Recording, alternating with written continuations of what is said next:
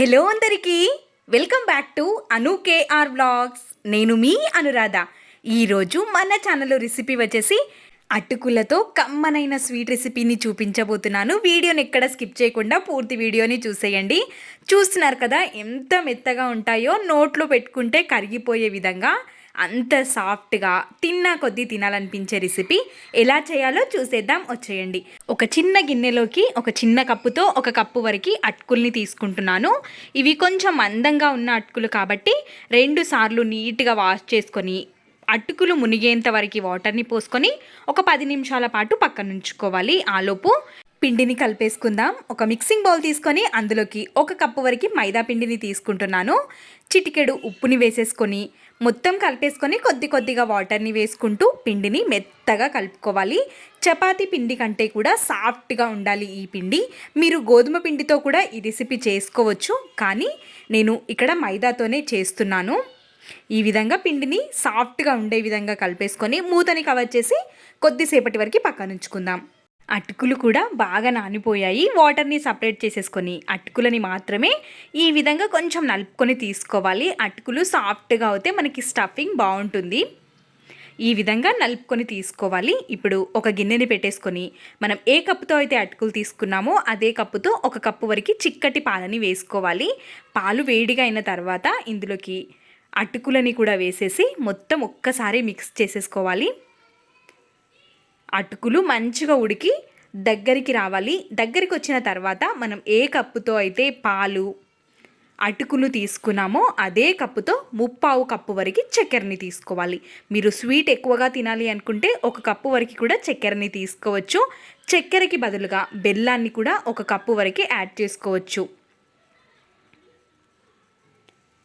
ఈ విధంగా మనం చక్కెర వేస్తే కొంచెం లూజ్ అవుతుంది, కానీ కొద్దిసేపు ఉడకబెట్టుకుంటే దగ్గరికి వచ్చేస్తుంది. 1 స్పూన్ వరకు యాలకుల పొడిని కూడా వేసేసి మొత్తం ఒక్కసారి మిక్స్ చేసేసుకోవాలి. మనకి ఉండ కట్టుకోవడానికి వచ్చే కన్సిస్టెన్సీ ఉన్నప్పుడు స్టవ్ ఆఫ్ చేసుకోవాలి.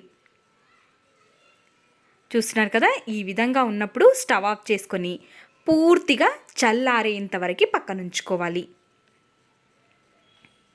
పిండి కూడా ఇక్కడ రెడీగా ఉంది కాబట్టి పిండిని చేతికి కొంచెం నెయ్యిని అప్లై చేసేసుకొని పిండిని మర్దన చేసుకొని తీసుకోవాలి.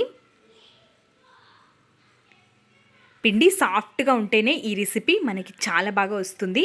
ఈ విధంగా మనం పూరీలు చేయడానికి ఎంతైతే పిండిని తీసుకుంటామో అంత పిండిని తీసేసుకొని కవర్ని పెట్టేసుకొని కింద కొంచెం ఆయిల్ని కానీ నెయ్యిని కానీ అప్లై చేసేసుకొని పిండిని కూడా పెట్టేసి పిండిని కొంచెం స్ప్రెడ్ చేసుకొని తీసుకోవాలి. ఇప్పుడు స్టఫింగ్లో నుండి ముద్దలాగా చేసేసుకొని స్టఫింగ్ కూడా పెట్టేసి ఈ విధంగా పిండి పైకంటూ స్టఫింగ్ లోపలికి అంటూ ఒక ముద్దలాగా ప్రిపేర్ చేసుకోవాలి. ఈ విధంగా ప్రిపేర్ చేసుకున్న స్వీట్ని కవర్ పైన పెట్టేసి కొంచెం చేతికి నెయ్యిని అప్లై చేసేసుకొని మరీ పల్చగా కాకుండా మందంగా కాకుండా మీడియం సైజు ఉండే విధంగా ఒత్తుకొని తీసుకోవాలి.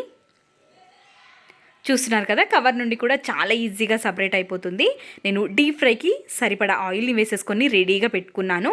వేడి వేడి ఆయిల్లోకి మనం వేసుకున్న హల్వా పూరీని వేసేసి ఈ విధంగా ప్రెస్ చేసుకొని తీసుకున్నామంటే పూరి అనేది పొంగుతూ వస్తుంది. అన్నింటినీ ఇదే విధంగా చేసుకొని తీసుకోవాలి. ఇంకొక దాన్ని కూడా ఇదే విధంగా చేసేసుకొని మనం చేసి పెట్టుకుంటే అతుక్కపోతాయి కాబట్టి చేసిన వెంటనే కాల్చుకొని తీసుకోవాలి. స్టఫింగ్ని మాత్రం ఎక్కడ బయటికి రాకుండా చూసుకోవాలి. ఈ విధంగా పిండి కొంచెం ఎక్కువ, స్టఫింగ్ కొంచెం తక్కువ తీసుకుంటే మనకి పర్ఫెక్ట్గా వస్తుంది ఈ రెసిపీ. ఈ విధంగానే ప్రిపేర్ చేసేసుకొని మళ్ళీ ఆయిల్ అనేది చాలా వేడిగా ఉండాలి. మనం వేసేటప్పుడు లో ఫ్లేమ్లో పెట్టేసుకొని వేసుకున్న తర్వాత మళ్ళీ హై ఫ్లేమ్లో పెట్టుకొని వీటిని కాల్చుకోవాలి. తక్కువ టైంలోనే అయిపోతుంది ఈ స్వీట్ రెసిపీ. గోధుమ పిండితో మనం చేసుకున్నట్టయితే హెల్దీ రెసిపీ, తప్పకుండా ట్రై చేయండి. స్వీట్ మాత్రం చాలా చాలా బాగుంటుంది. ఈ విధంగా మనం పైనుండి ఆయిల్ వేసామంటే చక్కగా పొంగుతూ చాలా బాగుంటుంది ఈ రెసిపీ. ఈ విధంగానే అన్నింటినీ ప్రిపేర్ చేసేసుకొని ఇంకా సర్వింగ్ ప్లేట్లోకి తీసేసుకోవడమే. ఎంతసేపు పెట్టినా అస్సలు గట్టిపడవు, మెత్తగానే ఉంటాయి. పళ్ళు లేని ముసలి వాళ్ళు కూడా ఈ రెసిపీని తినగలిగేంత మెత్తగా ఉంటాయి.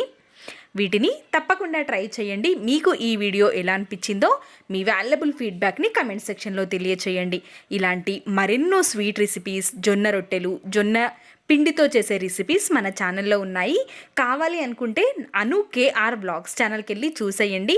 డిస్క్రిప్షన్లో కూడా ఇలాంటి హల్వా పూరి రెసిపీస్కి లింక్స్ అనేవి డిస్క్రిప్షన్లో మెన్షన్ చేస్తాను. కావాలి అనుకున్న వాళ్ళు చూసేయండి. తప్పకుండా మీకు కూడా నా రెసిపీస్ నచ్చుతాయి. నచ్చితే please like, share and subscribe. Thanks for watching.